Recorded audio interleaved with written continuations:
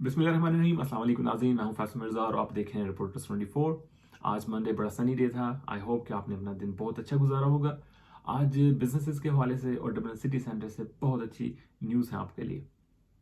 Businesses کے حوالے سے سب سے پہلے آئرلینڈ کے وائس پرائم منسٹر جو کہ ٹریڈ اور بزنس کے بھی منسٹر ہیں, لیو وارڈ کا, انہوں نے 85 ملین کی فنڈنگ کا اعلان کیا ہے بزنسز کے لیے. یہ فنڈنگ ڈیجیٹلی آپ استعمال کر سکتے ہیں. اپنے ڈیجیٹلی جتنے بھی آپ کے ایشوز ہیں یا اس کی امپرومنٹ ہے اس حوالے سے آپ استعمال کر سکتے ہیں.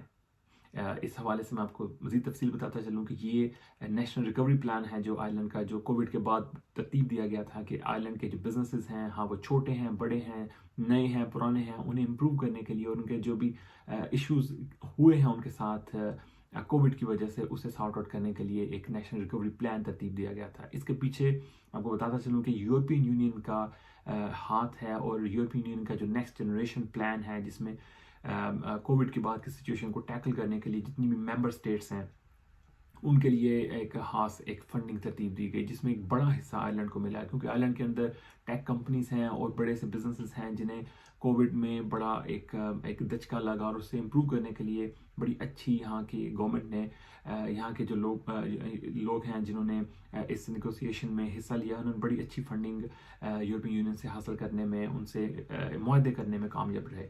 یہ تقریباً 980 ملین یوروز جو ہیں یہ ڈیجیٹلی فنڈ کے لیے اور بزنسز کے لیے یہ یورپین یونین سے لیں گے. تو آج اسی فنڈنگ میں سے 85 ملین یوروز جو ہیں ان کا اعلان کیا گیا ہے, جو اس سال تقریباً 10 ملین یوروز اس میں سے بزنسز کو دیے جائیں گے. یہ فنڈنگ 2026 تک چلتی رہے گی, یعنی آج سے لے کے 2026 تک بزنسز جو ہیں وہ اسے حاصل کر سکیں گے. اس حوالے سے ایک ویب سائٹ ترتیب دی جا رہی ہے جو بڑی آسان ویب سائٹ ہوگی, اور ہماری جتنی بھی ایتھنک کمیونٹی ہے ان سے ان کو میں انکریج کرتا ہوں, ریکمینڈ کرتا ہوں کہ وہ ضرور اس فنڈنگ کو اویل کریں.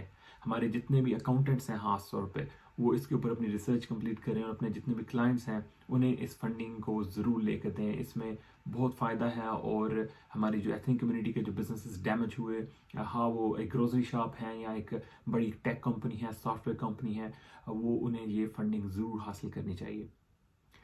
دوسرے نمبر پہ ہمارے پاس نیوز ہے ڈبلن سٹی سینٹر سے, کیونکہ آج وائی فائی ڈے پوری دنیا منا رہی ہے, اور اس حوالے سے ڈبلن سٹی کونسل نے اور ورجن میڈیا نے جو ایک پائلٹ پروجیکٹ رن کر رہے تھے ڈیم اسٹریٹ میں فری انٹرنیٹ کے حوالے سے, وہ سکسیسفل رہا ہے. اور آج ڈبلن سٹی کونسل نے اناؤنس کر دیا ہے کہ پورے سٹی سینٹر کو فری وائی فائی زون بنانے جا رہے ہیں.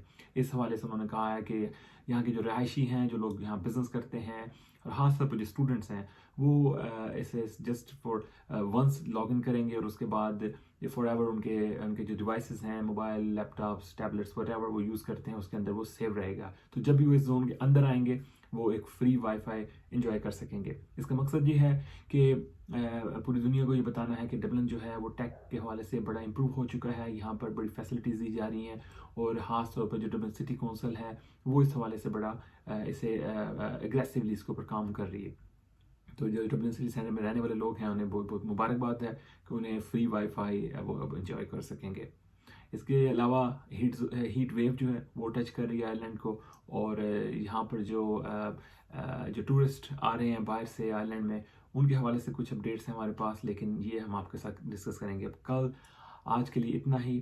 اپنا بہت خیال رکھیں. رپورٹرز 24 کی جو ہماری جو نیوز سٹوریز ہیں انہیں پسند کرنے کا بہت شکریہ. ایسے ہی لائک کرتے رہیں, ایسے ہی شیئر کرتے رہیں اور ہمارے ساتھ کنیکٹ رہیں. اپنا بہت خیال رکھیں. ٹیک کیئر اینڈ اللہ حافظ.